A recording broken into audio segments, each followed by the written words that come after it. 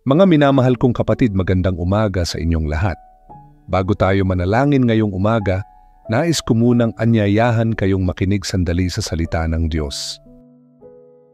Gusto kong magsimula tayo sa katotohanang nagbibigay lakas, pag-asa at kapanatagan sa ating mga puso. Sa 2 Thessalonica 3:3, sinabi, "Ngunit tapat ang Panginoon, palalakasin niya kayo at ililigtas sa masama." Mga kapatid, ito'y isang paalala na ang Diyos na ating pinaglilingkuran ay hindi pabago-bago. Hindi siya nawawala kapag nahihirapan tayo.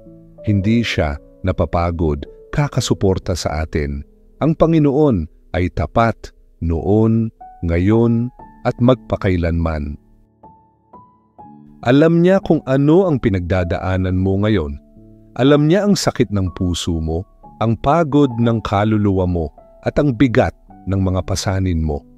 Pero kahit alam niya ang lahat ng yan, mahal ka pa rin niya. Hindi ka niya kinalimutan at hinding-hindi ka niya iiwan. Ang talatang ito ay hindi lang nagsasabing tapat ang Diyos. Sinasabi rin itong pinalalakas niya tayo at inililigtas niya tayo. Ibig sabihin, hindi lang siya basta nakatingin mula sa langit. Kumikilos siya sa gitna ng kwento ng buhay mo. Kapag pakiramdam mo'y babagsak ka na, siya ang humahawak sa'yo.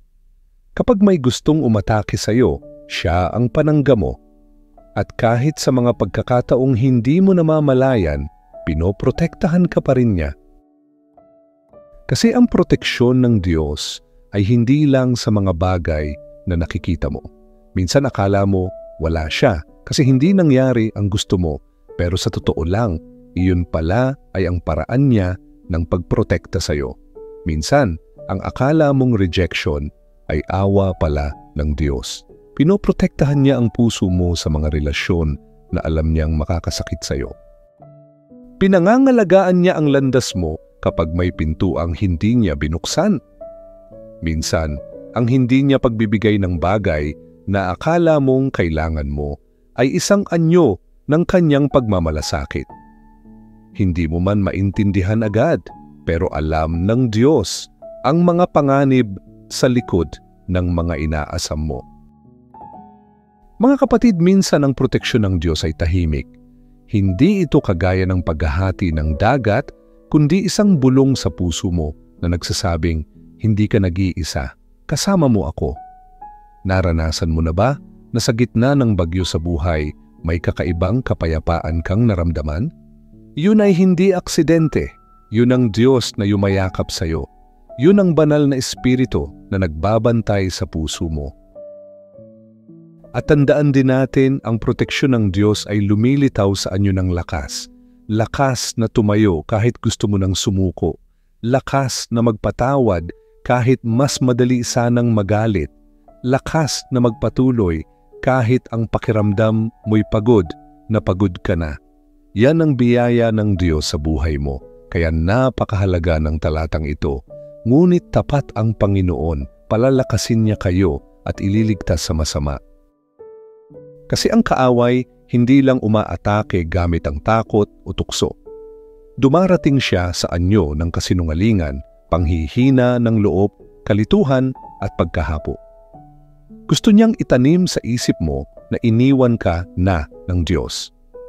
Pero ito ang katotohanan, ang patuloy mong pagtindig, ang bawat hininga mo, ang bawat araw na pinipili mong magpatuloy, iyan ang ebidensya na buhat-buhat ka ng Diyos.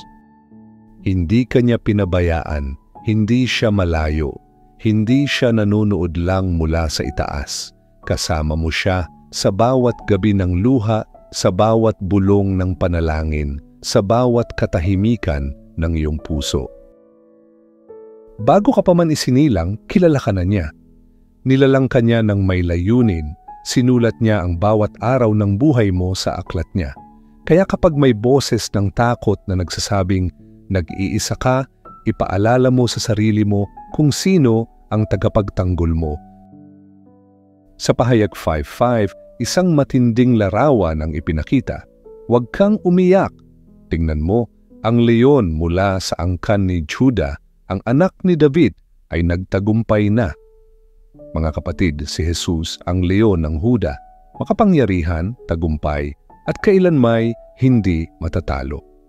Kaya kapag pinag-uusapan natin ang proteksyon ng Diyos, alalahanin natin kung sino ang nagpoprotekta sa atin. Hindi ito isang malayong puwersa. Siya ang hari ng kaluwalhatian, ang kampeon ng langit, ang tumalo sa kamatayan. Kaya't mga kapatid, hayaan ninyong manahimik ang inyong mga puso. Hindi mo kailangang alamin ang lahat ng sagot. Hindi mo kailangang maging malakas palagi. Dahil ang Panginoon ay tapat.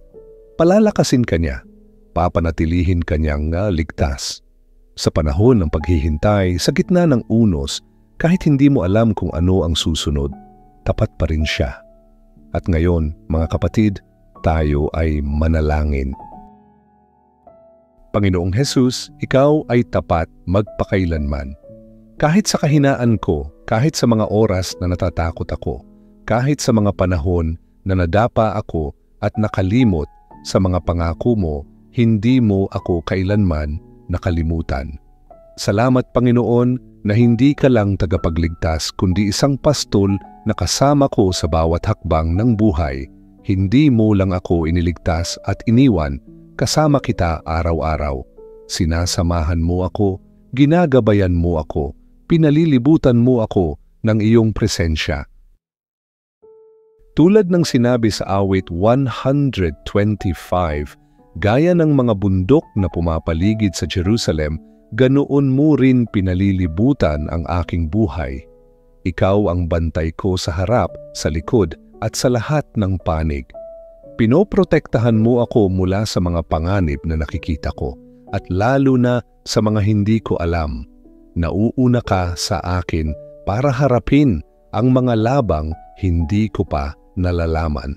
Ikaw ang aking silungan, ang aking kalasag, ang aking matibay na muog.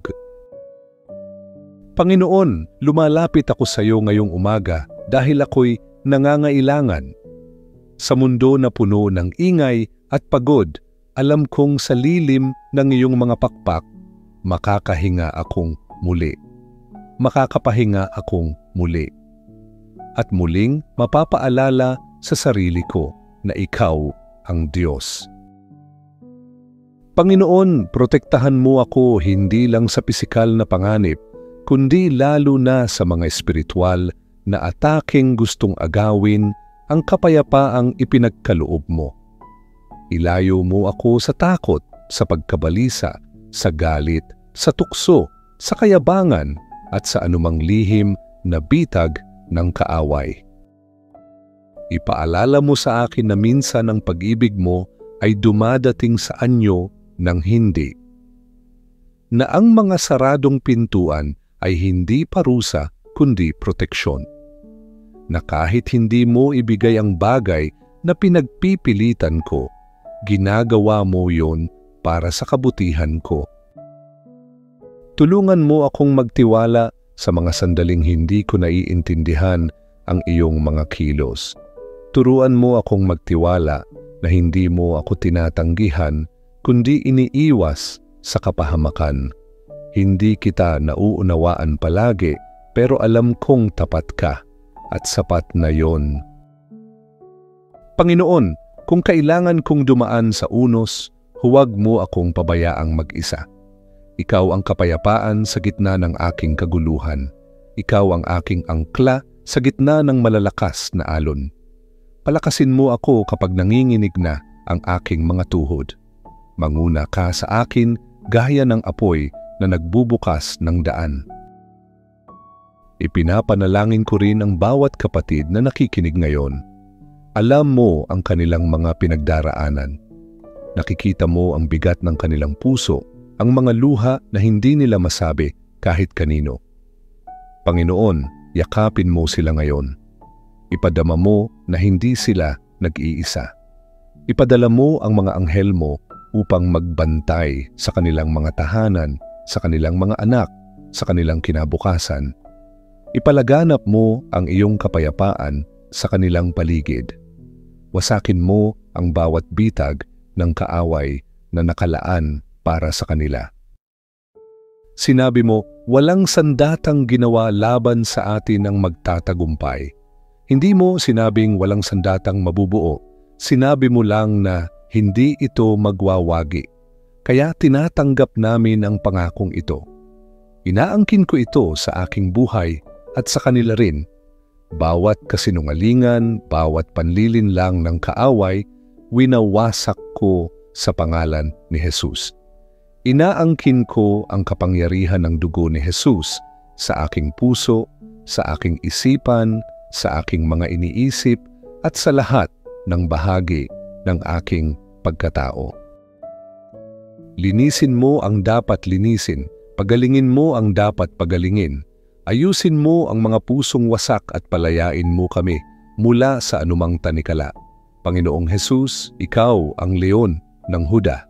Kapag umuungal ka, ang dilim ay tumatakbo, ang mga tanikala ay napuputol, at ang mga demonyo ay nanginginig. Kaya Panginoon, umungol ka sa aming mga buhay, sa mga pangyayari namin, sa aming mga takot. Patahimikin mo ang lahat ng boses na hindi mula sa iyo. Kung ikaw ang muog ko, hindi ako matatakot. Kung ikaw ang Diyos ko, tagumpay na ako. Inaangkin ko ngayon sa pananampalataya na ako'y pinagpala sa pagpasok at sa paglabas. Walang kasamaan ang makakasira sa akin at walang salot ang lalapit sa aking tirahan. Hindi ako napapalibutan ng takot, kundi ng presensya ng Diyos na makapangyarihan. Punuin mo ako ng iyong kapayapaan, hindi yung kapayapaang nakadepende sa sitwasyon, kundi yung kapayapaang nagmumula sa pagkakilala sa iyo. Turuan mo akong tumingin sa iyo kahit ang paligid ko ay gumuguho.